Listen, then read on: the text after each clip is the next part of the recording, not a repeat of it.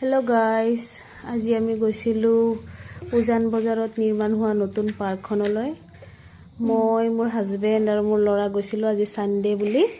চাওকচোন সবে কেনেকুৱা বহুত ধুনিয়া সবে যাব পাৰে ফ্যামিলি লৈ